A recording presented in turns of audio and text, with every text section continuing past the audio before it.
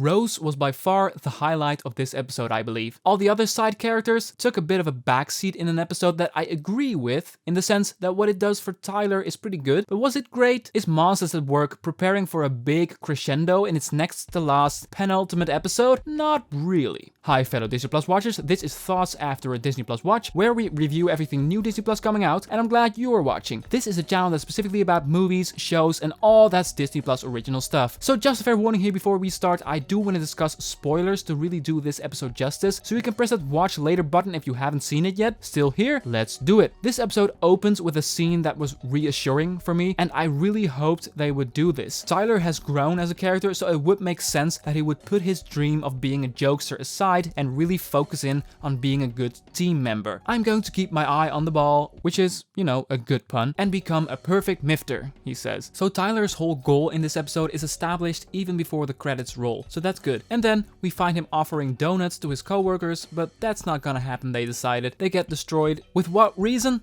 David doesn't like donuts. Turns out today's the day the Mift crew honors their fallen hero David. He was their colleague who died in the shredder shaft years ago, and he also was, or sorry, is the perfect mifter. So Tylor actually has to prove himself to a memory of a dead guy. A little bit later we see them at the barber shop not getting haircuts, because that's exactly what David wouldn't have wanted, a haircut. And what I like about the whole premise of this episode is how personal this all is for Tylor, him wanting to prove to his fellow colleagues how good of a mifter he can be, and at the same time how silly the whole situation is. He loses David's pluck of hair because the little pet Rodo swallows it, and he runs around trying to get it back, almost get himself killed, and he does all this because of his co-workers are creepy cultists who are obsessively holding on to a fallen colleague. It's a big contrast, but we believe it because for Tylor it's personal, and there's that. And by the way, I'm not saying the mifters shouldn't honor David at all or have a memorial of some sort, but they try to hold on by pretending he's still there, sitting with them at lunch and all that. And you know, a premise like that is also a good place to start a horror movie, just saying. I felt myself zoning out while watching this episode a little bit, because despite getting the stakes right and the setup was pretty good, it wasn't all that exciting to me. Most of it is just Tylor meandering around the halls looking for Rodo. As I said, Rose's character was very funny, and the best thing about this week, her implying that she cut her pubic hair. I don't want to try to picture that for too long, but it sure works. Also because it gives us a bit of an uncomfortable payoff to something I really didn't expect to pay off to. You know, from the scene where Tylor is trying to get a bit of her hair, but all the shenanigans around it, and Tylor getting himself killed in the shredder shaft, him meeting David at the gates of heaven, most of that felt very lame and a tiny bit disappointing. It justifies the weird and creepy behavior from the mifters because it implies David's still around in a way, and that really doesn't work that well, I think. And David spitballing all sorts of sayings, including the things he read on street signs. Now I know that was introduced and foreshadowed at the beginning of the episode when Fritz is telling about all the wise remarks he used to say, like live and learn, haste makes waste, etc. But